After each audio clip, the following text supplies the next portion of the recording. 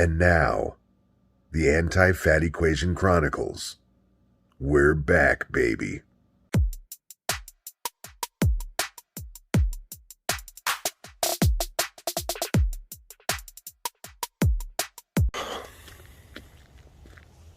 Hey guys, we're back. Sorry it had to be under these circumstances, but the Chronicles are back, baby. I've been wanting to get back into this for quite a while. I call it the Anti-Fat Equation Chronicles, which basically is just a little spin on the anti-life equation from DC Comics. But my version is I've dealt with being overweight my whole life. I was a chubby kid.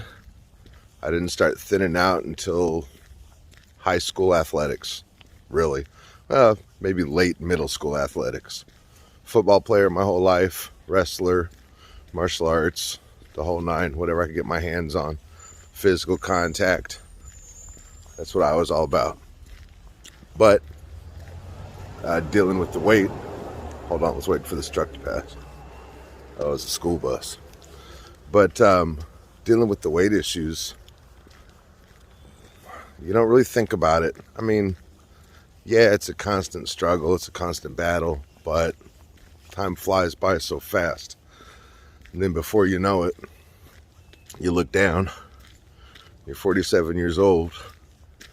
You've had a life of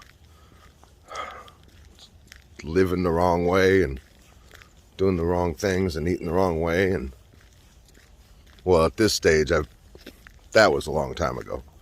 The living the wrong way. I grew out of that when I was probably like in my 20s, to be honest. I partied so much as a teenager that being an adult partying, didn't really do anything for me. Never been a real drinker. Nothing like that. Haven't smoked cigarettes in, how old am I? 47? At least 25 years. So there's that. Always been into athletics, always been into being healthy, always been into working out. My peak weight was 318 pounds. That was years ago, but I went from the 318 down to 225 on a program called P90X, Tony Horton, Beachbody. That shit saved my life literally on multiple occasions.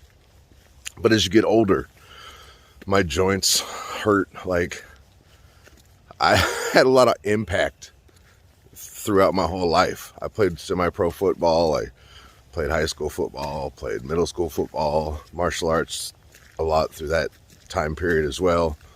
Soccer, wrestling. And now that I'm wiser, my joints are jacked up, so I can't do insanity anymore. It's too hard on my knees. So my garage was set up as a studio booth and a workout room. I got mats on the floor. I got a TV mounted with the DVD player to do my P90X workouts. And used to be that my booth was collapsible and I could put it away.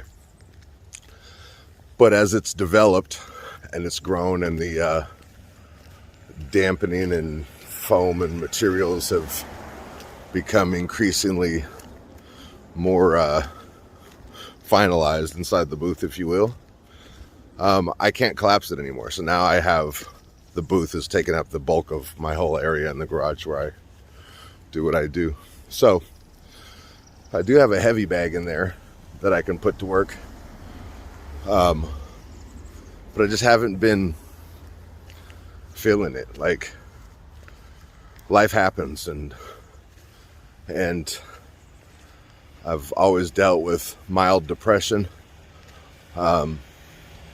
So as soon as the phone stops ringing, as soon as things slow down for me artistically, I always get in this kind of lull when it's moving and everything is kind of happening now, time to think about it. So yeah, I still have moments, but I get through them pretty quick because I'm on to the next thing, on to the next project, on to the next session, on to the next audition, whatever. But granted, it's been kind of rough for me lately, in regards to visibility, regards to receiving auditions, finding auditions on my own, finding opportunities to work in the field. It's been a challenge. So my challenge is always, how can I keep my attitude where it needs to be, in a state of gratitude, and how can I get better in those down times? A lot of training, workouts, webinars, not physical workouts, I mean voiceover workouts. Sorry, that was gross. Workouts, visibility. So you stay busy, you keep moving, you keep reinventing, you keep trying new things, you expand. And for the first couple of years of my journey, this stuff was on fire, bro. Like, I was moving and grooving. But the point of it is that as you graduate to new tiers, you look back and go, okay, well, I wasn't that busy. I just didn't really know the landscape exactly, so it felt like I was busy.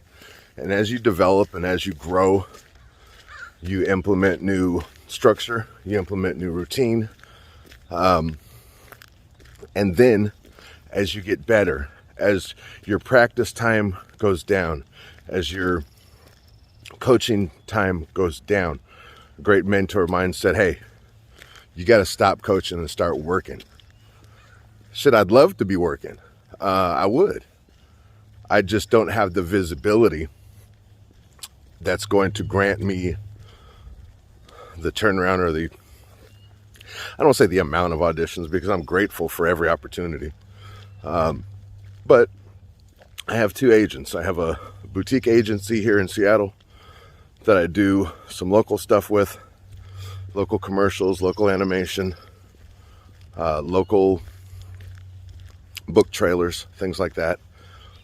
But it's not regular. It's not steady. Same thing with my agents in the Maryland area.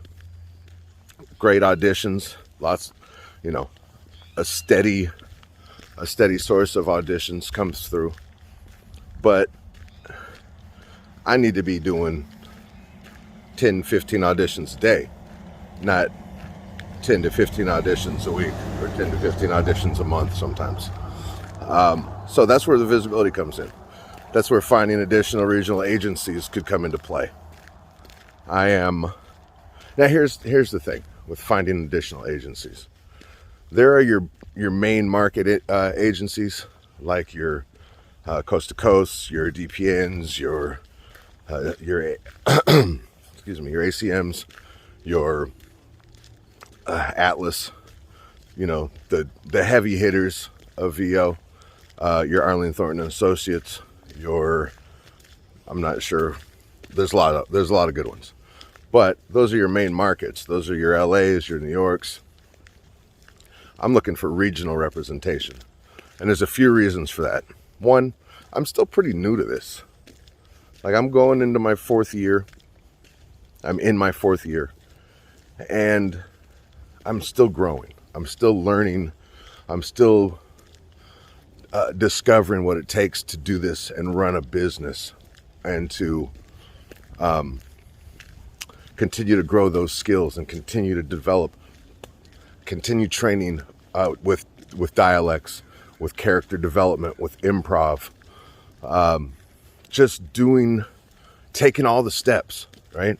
Everyone that's successful in this business, everyone that you look up to, everyone that you listen to as a child every Saturday morning, everyone that you listen to after schools, everyone in these animation, video games, promos, all this stuff that you hear your whole life, they all have similar traits.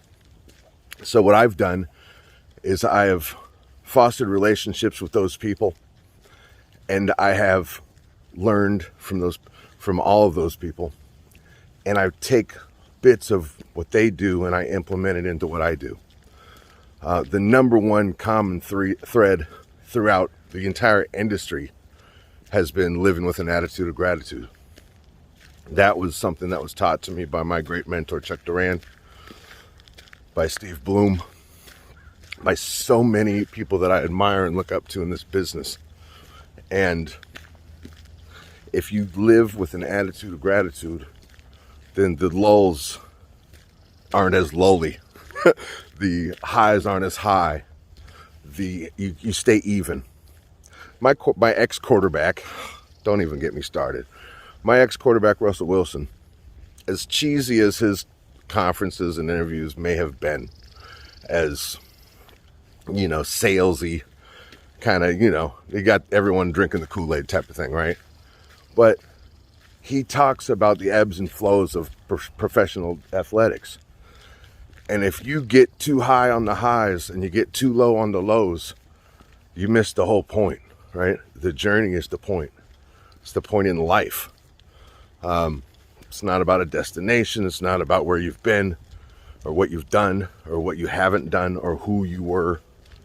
Everyone is allowed the opportunity to grow, to change, to evolve.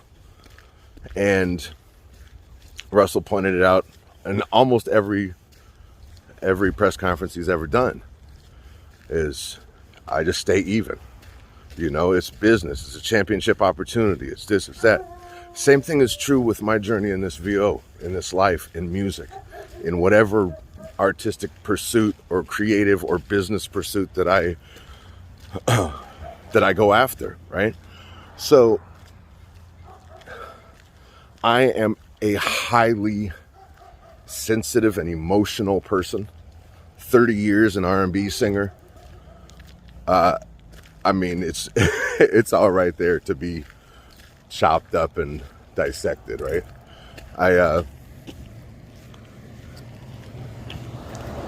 I put my heart into everything that I do. And with music, the way the music business was, it was so heartless and so cold and so, I had to be a certain thing. I had to look a certain way. I had to sound a certain way. I had to literally fit into someone else's idea of what I should be. And that was the thing that was so attractive to me about voiceover, is I can be all of me. I can be an angry tree. Get off my lawn, right? I can be a creature. I could have fun. I can be a child. I can be an inanimate object. Okay? I could do anything in this business. And the only thing that matters is, do people want to work with me? Have I honed my skills to the point where I'm bookable? And what am I bringing to the table? That's it. It doesn't matter that I'm a overweight, middle-aged white guy. Doesn't matter at all. Doesn't matter that I grew up selling drugs and gangbanging. It doesn't matter at all. It doesn't matter that I was always... Let me redirect. I have fought, lost family, alienated myself, destroyed lives chasing my music dreams. I'm at a stage in my life where my maturity level has changed. Me as a person has changed. I've always been a good person to an extent, but you know, I've been known to be a womanizer, or not a womanizer. I don't know. That's not the right word. A player, you know. I've been known to just do whatever I needed to do to suit my carnal needs, if that makes sense. And I'm not that person anymore. I am an evolved human. I am clear on my focus. I'm clear on my drive. I am clear on the purpose of my life. I was put here to bring joy to others, to entertain others, to inspire others, to motivate others, to make others feel good about what they're doing.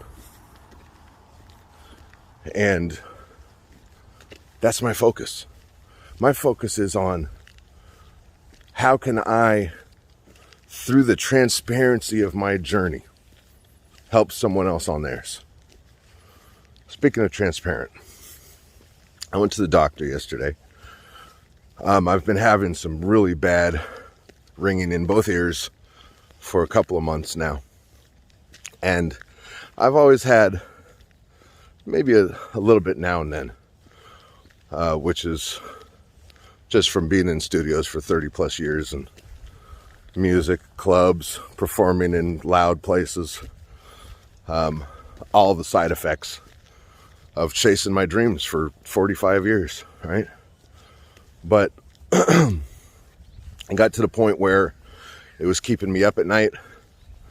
It was waking me up out of a dead sleep, and it was keeping the in-between sleep pretty restless.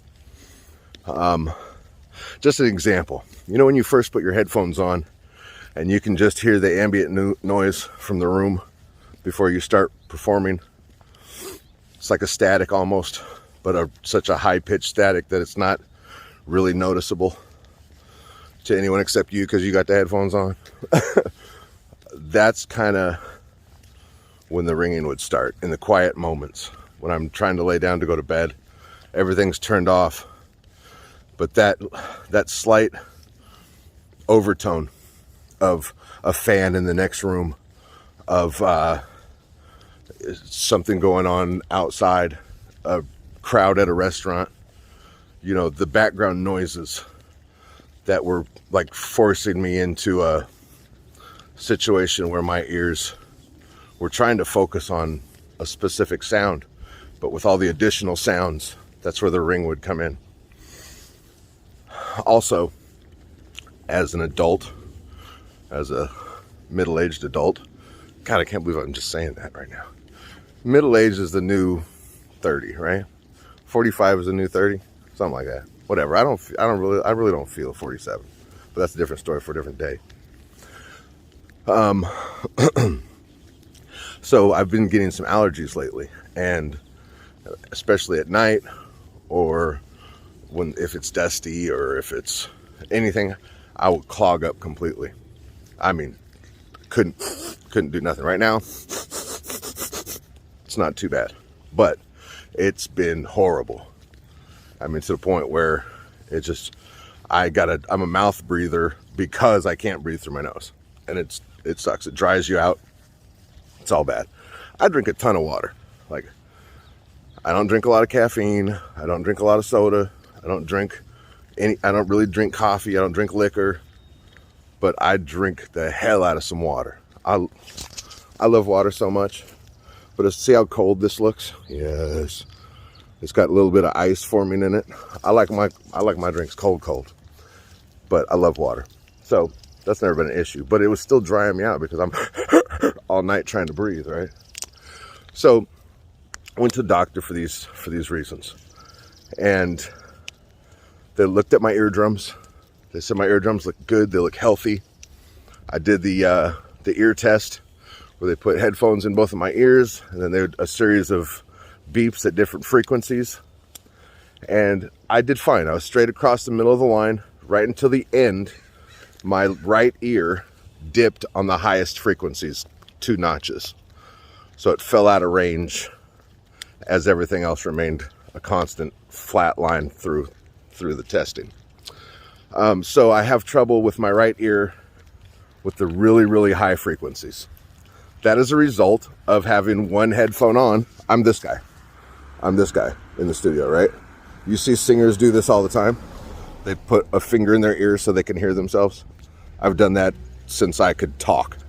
So it brings to mind Mariah Carey, where she'll take one finger and go, ooh, yeah. But the other time, I can't hold my phone and do that at the same time. That'd be a pretty wild trick. But the other time, this finger's in the ear. So I'm a one headphone on, listen to myself in my dominant ear, which actually this isn't my dominant ear. Well, you wouldn't think it would be because I'm left-handed. But anyway, my right ear is my dominant ear as I'm listening back. And just over time, it's just diminished some of those higher frequencies. Whether it's been too loud, whether it's been too much, too constant, 9-hour sessions, just being in there all day and not really taking the breaks required. Because when I go in. Like, I'm 100% focused on that task that I'm trying to accomplish in that moment. And everything else, and this will be probably my wife's biggest complaint about me, when I'm in that zone, all the surrounding things kind of fade to the back, fade to black, whatever you want to say. So it takes away, it takes away from time spent, it takes away from attention paid, but that's just kind of the way I've always been. I'm better now at balancing than I've ever been. I try to make sure that I'm making time for the things that are important, which brings me to my next point here. The last 3 times I've been to the doctor, my yearly checkup, the ER to get a hook out of my finger, and the ENT yesterday, they have all told me my blood pressure was high. First time I was told my blood pressure was high, I was arguing with someone and had a little incident of someone's road rage right before I went into the office. And so they tested me like 3 times and it gradually went down, so I was cleared. The second time, it was denoted as the stress of the injury, right? The stress of getting a barbed fishing hook all the way through my finger. It was not fun. And I wasn't even fishing at the time. That's all bad. Anyway, another story, another day. Don't we run into that a lot, don't we? But whatever the case was, the pattern was starting to show. And the fact is, I don't eat right. I'm constantly stressed about booking or lack of booking, financials, the whole nine, all that stuff. Sometimes I'm stressed about my kids, big ones and little ones. Little ones because they don't help, big ones because I don't see them. And all this stuff adds to it. And without that counterbalance of exercise and healthy eating, which I had grown accustomed to as someone that likes to be athletic, work out, exercise, play sports, coach sports, it was all bad. Like, I wasn't getting, I don't remember what I was saying. That happens from time to time too. But I stress out over a lot of things, is the point. But the fact of the matter is, I'm not getting any younger. I gotta eat right. I gotta exercise. I gotta at least do this. I walk. You guys remember last summer? Yeah, it was nice out, and that's a good excuse because it's cold in Washington right now. But I got on a raincoat, hoodie, sweats. I might as well be out here getting it. I'm going to get my 3 miles in today, and I'm going to get them in every day. And I'm going to lean on you guys. Someone asked me the other day, or said to me the other day, not to share all the wins and losses. Fuck that. I share everything. I'm going to tell you why. I share wins so that I can look back and track patterns. I share wins to inspire.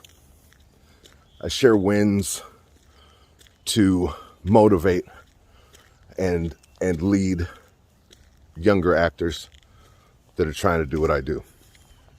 That's one. I share losses because it humanizes me. I share losses because we all experience loss every single day. If we don't talk about it, it festers. It builds. What happens when it doesn't get released? It builds up. It festers. It starts tearing you down in ways. So I share my losses, but I don't share them as losses. My losses are opportunities for improvement, opportunities for growth, opportunities to learn something new. A loss is as much a part of this journey as a win is. Because at the end of the day, and this is going to get kind of deep for some of you, there's no such thing as a win or a loss. It's a good day. It's a not as good day. Sure. But in the grand scope of the journey, these are all building blocks. Every single thing that I do or don't do. Keep that in mind, because I've been known to be a procrastinator.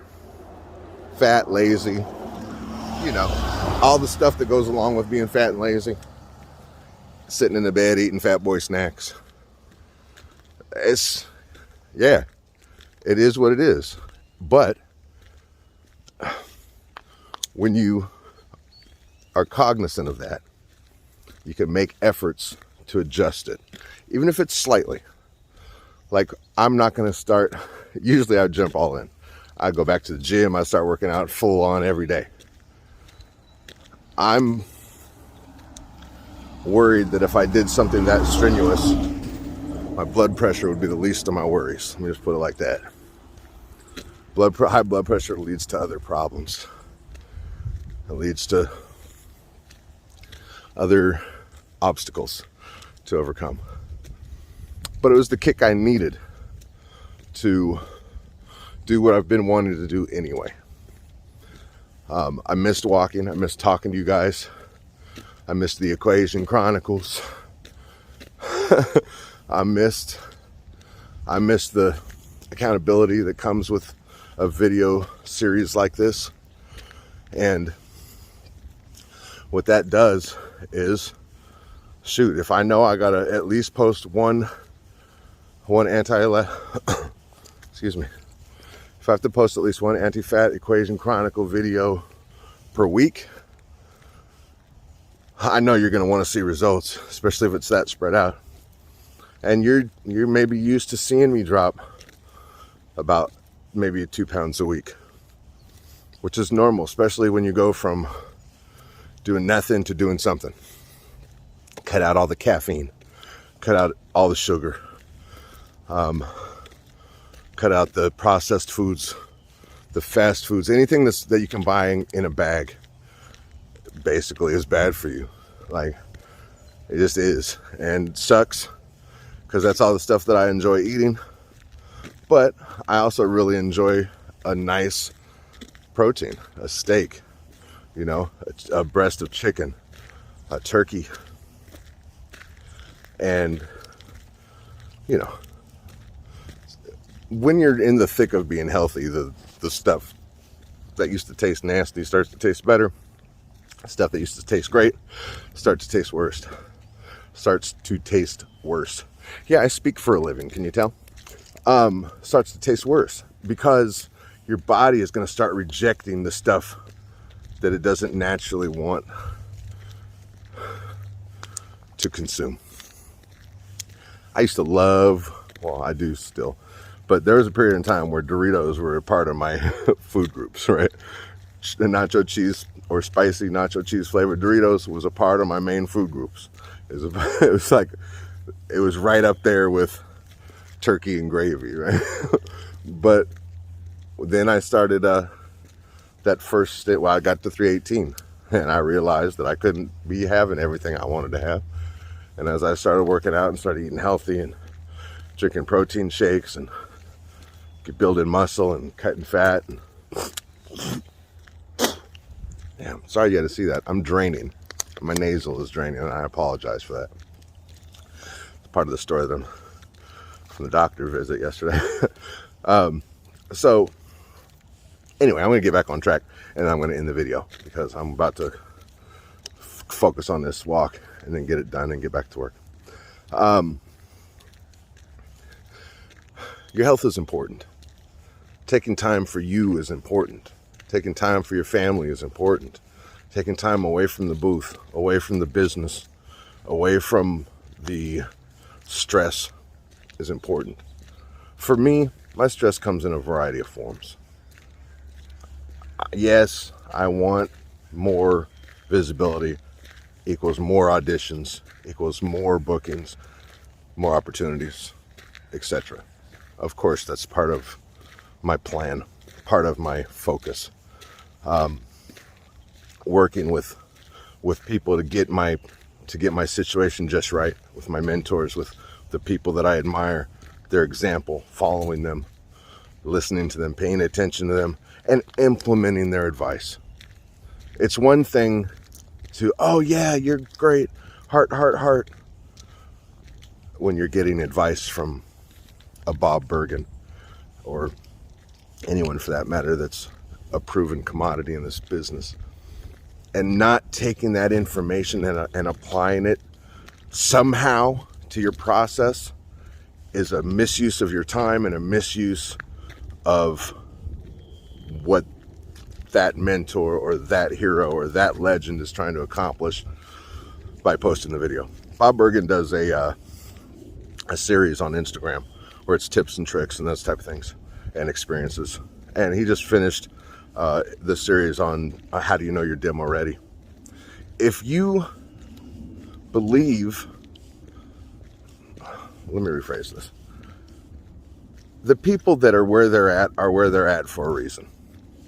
Bob Bergen became a legendary voice actor because of the things that he is telling us, because of the things that he has implemented into his life, because of the way that he has pursued it. And he's sharing that with us for free, I might add. And it is an injustice. It is a blatant injustice to be a young voice actor, following a legend, seeing the advice he's giving, and disregarding it. That is the worst thing you could do. My whole career, and it hasn't even been that long, my whole career, I have done what my heroes have said to do. I have followed through. I have done everything within my power to do. Do I need 3 more demos? 4 more demos? Absolutely, I do. I need a promo demo. I need a video game demo. I need an animation demo. And potentially an automotive demo. Now, is my commercial demo freaking awesome? Yes, it is. I love it very much. It has opened doors for me. It has made introductions for me. It has shone a light on current skill level. It does exactly what it's supposed to do. And I'm eternally grateful for the experience and for the product and for what it means. That being said, I want to book more video game, but I don't have video game demo. So it's harder to get into those rooms. It's harder to get into those circles. Yeah, I get a couple from my agent here and there, but you can't rely on auditions from your agent to push your whole career. You have to go out and get your own work. That's one of the things that's part of my 2022 business plan, is how do I take what I've already done and focus it more towards the business, towards the growth of the business, and the focus being on that of developing my business. We are independent contractors. We offer a service. We fill out a W-2. We do the whole, when you book a gig, you'll get the paperwork. It's for your taxes. We're running businesses. So to get more efficient at running a business is my goal for 2022. Whether that's adjusting websites, learning how to reach out to ad agencies, anyone that may be in need of the services that I provide. I'm not a salesman, so I do not like the feeling or the thought of the cold sell, of the someone you don't know, you're just trying to pitch to them. So I'm a firm believer, and this might hurt me in the business aspect of what I'm doing, but I'm a firm believer in planting seeds and developing relationships. That and gratitude is exactly how I am where I am. It's actually that and a little bit of talent. But the talent is the smallest part of the pie. The gratitude, the personal connection, the surrounding yourself with the people that do what you want to do, and not the people that are not doing what you want to do or at a different level. There's just so many facets to this. But the key important ingredient for today's lesson, kids, is to take care of yourself. My blood pressure is high, so I'm starting this walk thing. I start today. I'm going to do it every day.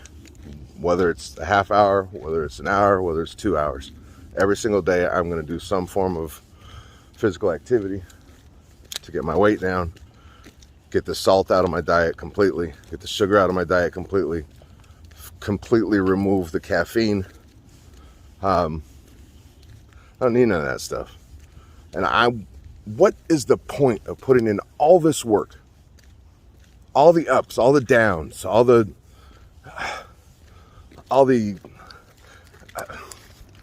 investment into yourself.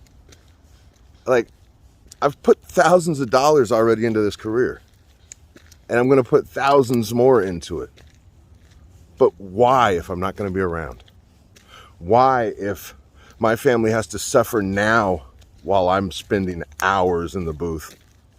Actually, they don't, because when they get home, I kind of come out. But if they were to not be feeling my presence as often as they'd like, why put them through that for nothing? This has to become something.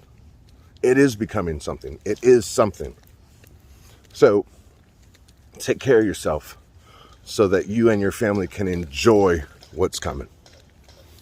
Had a great talk with my boy Charlie yesterday, man. I really enjoy him. If you guys are not following Real Charlie Toro Vio, you need to. On Instagram, TikTok, on Facebook. The brother is good at what he does. He's good. He's so good at what he does. I love his tone. I love his delivery. And we had a nice talk yesterday about health and making sure that things are right and making sure that you're doing the things that, you're focusing on the things that you're already good at. There are things that I am already good at that will be my focus this year. I will book more video games this year. I will book promo this year. I will. I'm getting good at it. I'm getting pretty good at it. Taking some classes. I'm going to spend less time focusing on classes, workshops, and more time focusing on drumming up business. Whatever that means. However I have to do that. So, your advice is welcome. Your support is appreciated. And your journey is respected. I love you guys so much. I love this community. I love the opportunity to touch someone. That sounds like the old me. No, I love the opportunity to touch someone's soul, someone's spirit, someone's heart, someone's button that drives their passion. And I hope that you've learned something from this today. I've learned that my feet hurt. I've learned that I let it go too long. I got caught up in what was happening and what wasn't happening then So what was happening, what wasn't happening, the effect and the cause. Too much time, wasted energy, wasted mind, wasted thought. So I'm here to focus, and you guys are going to help me do that with my accountability. That's it. I'll see you guys later.